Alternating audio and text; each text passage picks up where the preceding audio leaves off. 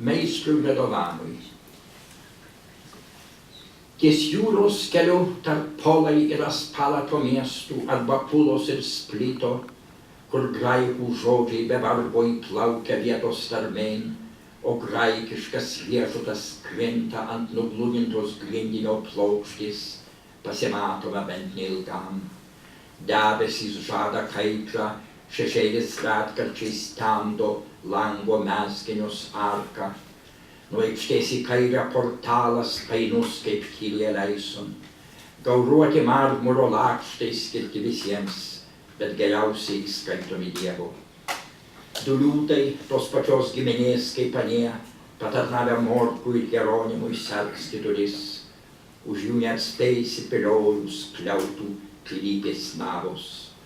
7 puslapių teikia pavidalą klaidžiai visatai. Jos ribos Ieva ir Adomas. Didžiuliai kūnai kreidina erdvę. Abu jau pažįsta gėdą ir dar nepažįsta mirties, bet Viešpats tuo pasirūpins. Visa, kas vyko vėliau, jų laimingos kaltės pasekmė.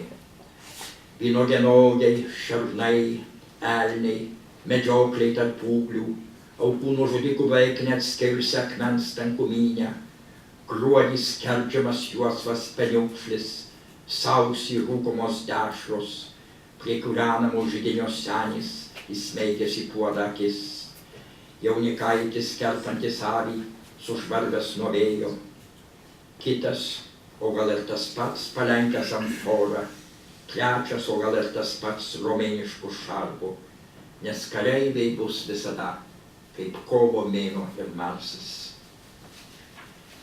Visų jų figūros autoportretai. Tu nenorėjai užbaigti metų ciklo, bet mėnesiai ritos virš miesto stogų, ir tada, kai tyloj artėjo Trecento ir vakar, nenumaldomi tarsi karai, tarsi prakaitas, gimdymo skausmas, paskutinė liga, ir mergelė tada ir per amžius rodė kūdikį mums, o iš tikro nematomam tėvui. Nebemoku tavo maldų, laikas didina akmenio veidus, o gyvųjų veidus naikina. Tik vardas išlieka ilgiau, bet ir juo vadinami tie, kas neturi tam teisės, neapykantos įsūniai.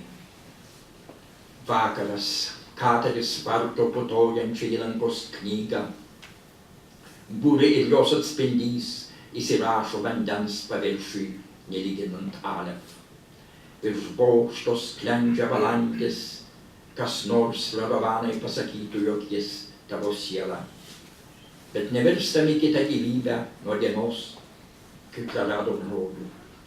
Sielos tampa vandens atšvaitais, vėjo šuorais, portalo reljefais.